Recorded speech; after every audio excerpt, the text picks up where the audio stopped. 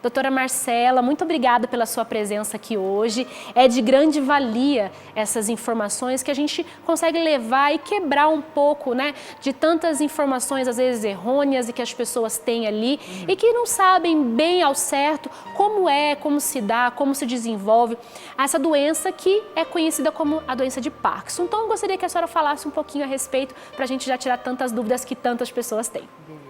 Antes de tudo, muito obrigada pelo convite, é um prazer estar aqui. Então, assim, antes de mais nada, o mais importante é entender que a doença de Parkinson é uma doença neurodegenerativa. Isso é um nome muito elegante para dizer o seguinte: a gente vai perdendo neurônios muito tempo antes da gente ter algum tipo de sintoma, né? E ao longo do tempo, com essa perda neuronal, a gente vai tendo sintomas e em um momento específico da nossa vida, a gente tem os sintomas clínicos da doença, que é a forma que nós médicos podemos fazer o diagnóstico, né? Os 3 grandes principais sintomas da doença, a gente tem assim: um é o tremor de repouso, que é o que todo mundo conhece. Que é o mais conhecido, exato, né?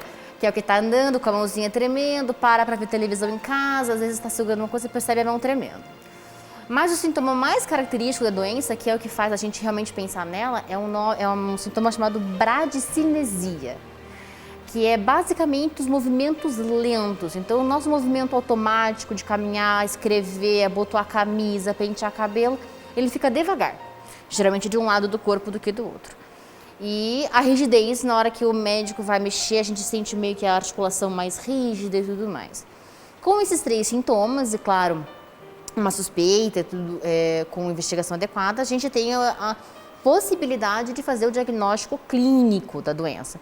A gente sempre vai investigar outras causas, pedir alguns exames, para poder ter certeza de que não tem nenhuma coisa assim, fingindo ser, por exemplo, um Parkinson. Mas esse é a principal causa, o sintoma clínico como a gente pode diagnosticar a doença. Os clássicos ali para chegar no diagnóstico. Isso. Mas tem um primeiro desses 3 que você citou? Tem algum que ele vem primeiro ou eles podem vir em qualquer ordem?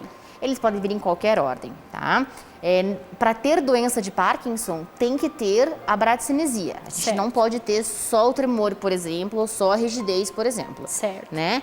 Então, o que é obrigatório para o diagnóstico de Parkinson é essa lentidão. Essa lentidão. Isso, essa ali, aquela coisa que você quer fazer um movimento que antigamente você fazia natural, né? Você vai lavar uma louça, você não consegue mais aquele movimento da mão tão rápido.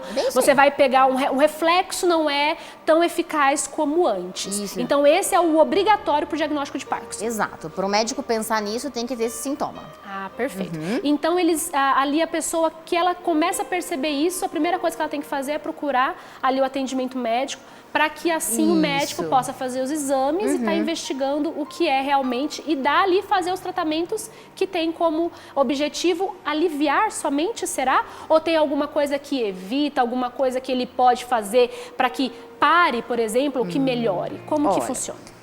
Oficialmente não tem cura. Certo. Tá? Isso é uma coisa que eu sempre falo para meus pacientes, porque como eu não posso prometer um remédio, uma situação que fala, olha, vai tirar com a mão, vai acabar, então eu tenho que deixar isso bem claro. Agora, os tratamentos que a gente tem hoje em dia, eles são muito bons para que a qualidade de vida do paciente e da família dele, junto com ele, ali o casal, com os filhos, para viver socialmente, trabalhar, ele possa ficar o mais próximo da normalidade possível, né? Portanto, quanto mais cedo a gente conseguir o diagnóstico e, por consequência, o melhor tratamento para aquele paciente, porque ele é muito individualizado, não tem um esquema único para só seguir daquele jeitinho, a gente vai pensando de acordo com o que o paciente precisa, a gente consegue aí melhorar muito a qualidade de vida. Somado ao tratamento, que é o remédio e tudo mais, é muito importante as mudanças de hábitos e aí a gente entrar com o exercício físico. Que embora não possa prometer cura para o paciente ainda, a atividade física está comprovado que melhora a função motora por mais tempo. Então aquele paciente vai conseguir ter uma boa recuperação, uma boa evolução dos sintomas dele ali. Esse é para aquele que já foi diagnosticado e para melhorar. Exato. Mas o que nós podemos fazer? Por exemplo, por se tratar de uma doença degenerativa, é algo que vai acontecer ali se eu já tiver uma predisposição àquela doença, vamos dizer assim. Então, se eu já tenho essa predisposição, não sei. Mas o que eu posso fazer hoje, por exemplo, ou quem está nos assistindo neste momento, para que ela possa já ajudar lá na frente, por exemplo, eu não sei, mas lá na frente eu vou ter a doença de Parkinson. O que eu posso fazer ao longo da minha vida para que eu possa já melhorar lá na frente, que eu possa ter menos aí consequências sobre essa doença? Oficialmente? Oficialmente. Ou não. Então, assim, oficialmente o exercício físico está sendo visto hoje de moderada intensidade aeróbico, que é uma atividade que diminui toda a parte de inflamação sistêmica, com consequência também no cérebro, nas células que estão ali sofrendo o que a gente chama de um estresse oxidativo por causa da causa que nós não sabemos direitinho de onde vem. Mas assim, não vai impedir que você desenvolva. Isso não existe. Não existe, não tem como evitar. Eu vou ter, e é algo assim, que é uma predisposição já genética ou não? É de organismo para organismo? Isso, é de organismo para organismo. Existem fatores genéticos, existem pessoas que têm um gene causando a doença dele. Ao mesmo tempo, existem pessoas que não têm nenhum gene identificado, ou curiosamente a gente encontra vários genezinhos e a gente não tem certeza qual que é o mal. O mal ali. Entendeu? Existem vários estudos que são estudos epidemiológicos que fazem associação entre fatores de comportamento, estilo de vida. E eu vou falar uma coisa assim, por incrível que pareça, tabagismo parece ser um fator protetor, mas eu nunca vou mandar um paciente começar a fumar, certo? Porque a gente tem que sempre pesar os riscos-benefícios. Cafeína também foi encontrado como um fator protetor, né? Claro, não aquele excesso de café, o litro, mas as xícaras de café, os ml por dia, foram mostrados um certo fator protetor. Mas não são comprovadamente para impedir. Nós não chegamos ainda nesse momento. Entendi. Então, entre uma pergunta que acho que todo mundo quer fazer, que eu quero fazer agora. Entre o tabagismo e o consumo da cafeína, que você falou, que aparece aí em alguns estudos epidemiológicos como um fator protetor, né? Foi o que você falou. O tabagismo a gente sabe que a gente não quer, né? Então, esse fator protetor entre o cigarro, né, o tabagismo e a cafeína, eles se igualam? Então, se eu tomar aquela quantidade de cafeína, teria mais ou menos a mesma proteção se a pessoa tivesse ali o uso do tabagismo? Não tem, porque como são estudos que fazem associações olhando para trás, né, que a gente fala, que a gente não pega e monta todo um processo, esse tipo de relação eu não consigo te dizer se é assim mesmo ou não. Não foi feita essa relação entre um e outro? É feito a gente chama de um risco relativo, a gente faz alguns cálculos ali, e observa que, olha, nesse pool de pessoas tiveram menos desenvolvimento lá na frente, mas não tem essa relação de equiparação, dizer assim, exato. Tá. E assim, para a gente poder entender um pouco mais de que fazer se o meu familiar hoje tem, por exemplo, eu tenho alguém em casa que tem ali, que sofre da doença de Parkinson, né? Então, o que eu posso fazer para ajudar um pouco a esse meu familiar? Ele está fazendo um tratamento, ele já tem um acompanhamento médico, mas eu, como familiar, eu quero saber o que eu posso fazer para ajudar. O que seriam dicas importantes para que essa pessoa ela possa saber como aliviar até mesmo, quem sabe, um pouco desses sintomas e ajudar, porque às vezes a pessoa ela não tem mais a mesma destreza, ela acaba até mesmo causando ali problemas de depressão, de tristeza. Às vezes pessoas tão ativas, né? Pessoas que tinham ali, né, uma vida muito ativa e que faziam até mesmo muito exercício, etc. E ela não entende hoje porque ter passado a ser tão devagarzinha e tal. Então tem uma situação que fica aí todo nesse contexto. O que eu poderia fazer para ajudar? Olha, você tocou num assunto muito importante, que é a questão do apoio, sabe? Naquele momento do diagnóstico tem uma mudança completa. O paciente muda. Existe uma questão muito é uma doença visível. Então, eu comento com os pacientes assim, que é muito difícil você falar que tem, porque você está vendo que o outro está... Mas peraí, né? Exato. Tem uma coisa estranha. Então, eu sempre comento assim, a primeira questão é eu daria tempo ao tempo, no sentido de que tem que dar tempo da gente aceitar. A gente entra num pequeno luto ali no começo e cada um tem que ser respeitado. Eu tenho pacientes que o luto demora 2 semanas, mas tem pacientes que eu trabalho aí alguns meses e eu peço sempre que venha um membro da família, o cônjuge, os filhos, quem for a pessoa próxima. Por quê? Vai ter que entender que, assim, às vezes vai precisar que essa pessoa assuma a função de dirigir o carro no começo, porque as longas distâncias não serão mais confortáveis, mas ao mesmo tempo deixar que essa pessoa dirija um pouquinho, porque a gente também tosar tudo, não, você não pode mais porque você tem Parkinson, não dá, né?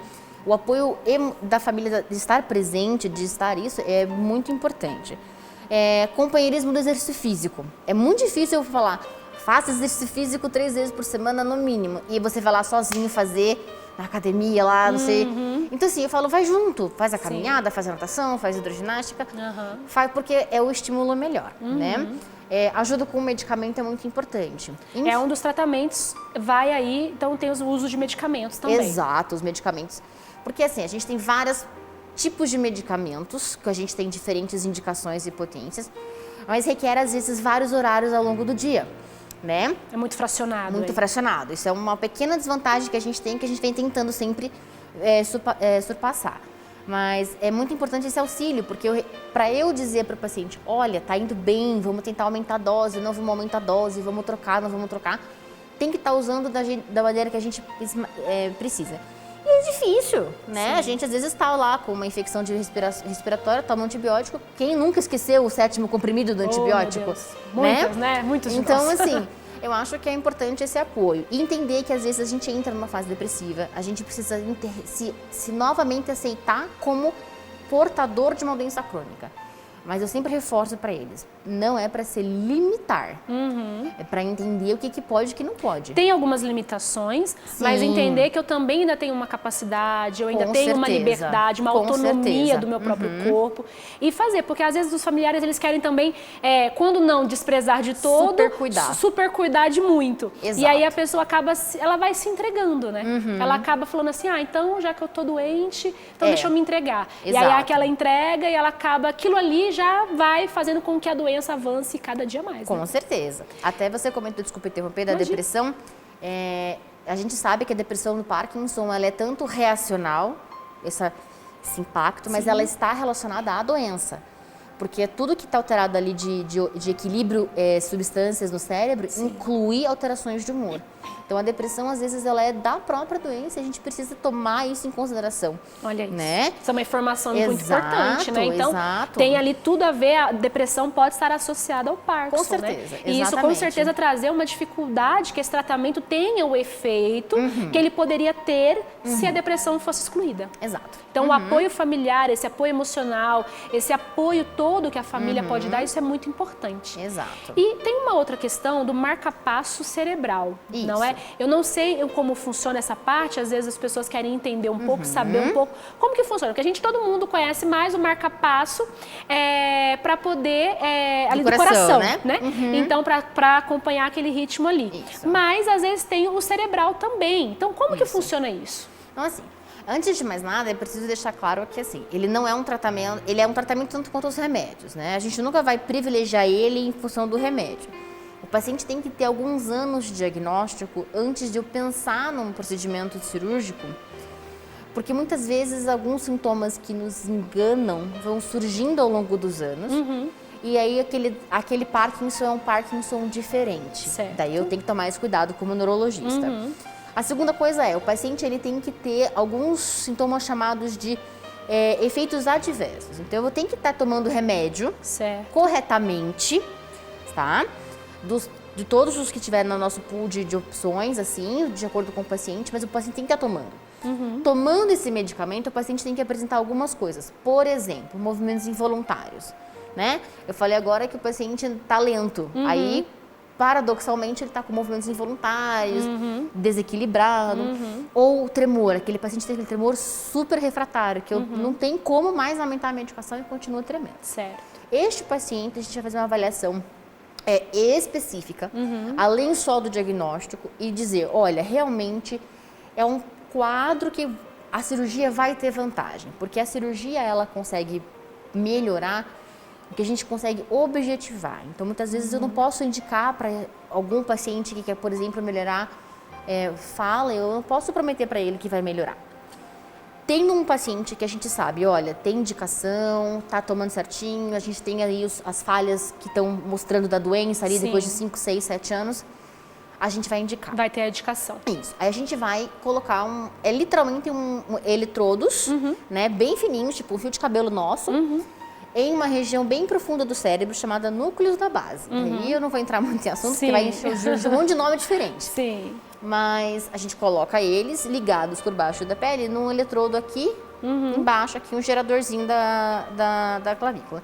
E eu, médica, junto com o neurocirurgião que faz todo o processo cirúrgico, eu, neurologista, faço a modulação. Como se fosse uma dosagem, seria isso? Exato. Eu entrego energia, altero a energia ali e eu modulo a transmissão do De acordo com aquilo que você tem assistido, que você ali tem acompanhado aquele paciente, você vai ali de acordo colocar aquela... mais energia, mais uma frequência, altero aqui, para que aquela transmissão, a conversa entre os neurônios fique um pouquinho melhor. Mais eficaz. E os sintomas dos pacientes melhorem. Melhora um pouquinho. Exato. A gente tem na linha agora, acredito que o Renato, ele está querendo tirar algumas dúvidas ou esclarecer alguma coisa e ele é portador ali de esclerose múltipla, provavelmente. Então, Renato, você está na linha?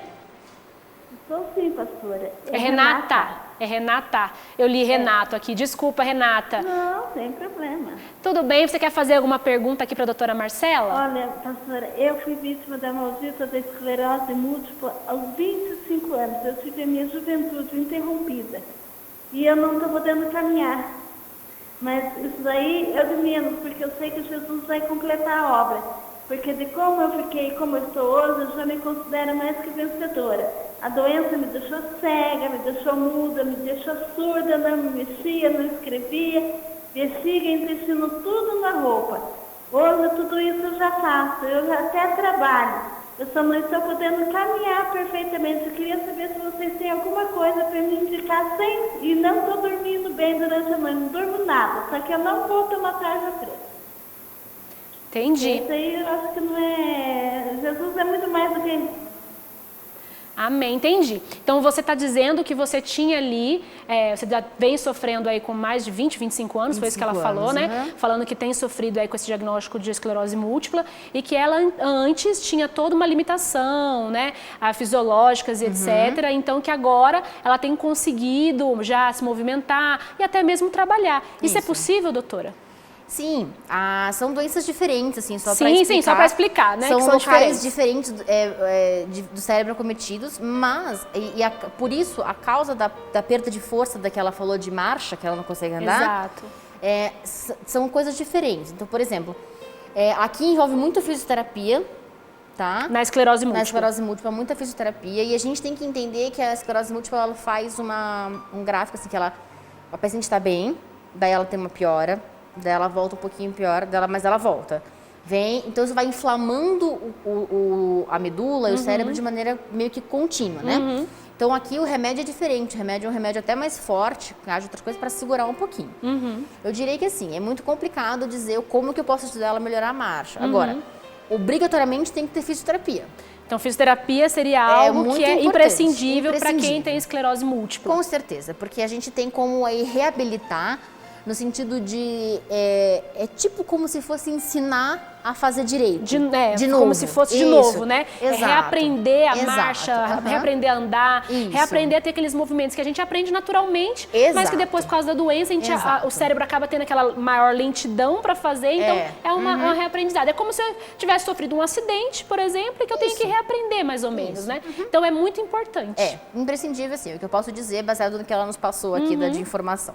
Então tá ótimo. Doutora, eu acho que foi muito esclarecedora a sua presença aqui. Obrigada. Fico muito feliz, espero que você possa voltar muito em breve para tirar outras tantas dúvidas. E eu tenho certeza que a gente tem, né, tantas dúvidas a respeito, né, de tantas doenças neurológicas que são, né, ali o centro do nosso corpo, né? Então, o nosso cérebro é o que comanda tudo. Então, aí, o que a gente pode fazer para melhorar a nossa saúde mental, a nossa saúde, né, neurológica e que isso reflita em todo o corpo. Então, já fica um convite feito para que você volte será um prazer. Aqui para poder tirar mais dúvidas ainda. Tenho certeza que tantas pessoas em casa vão ali se esclarecer, né, a cada dia mais e poder ter uma melhor saúde. Com certeza. Muito obrigada pela sua presença, tá?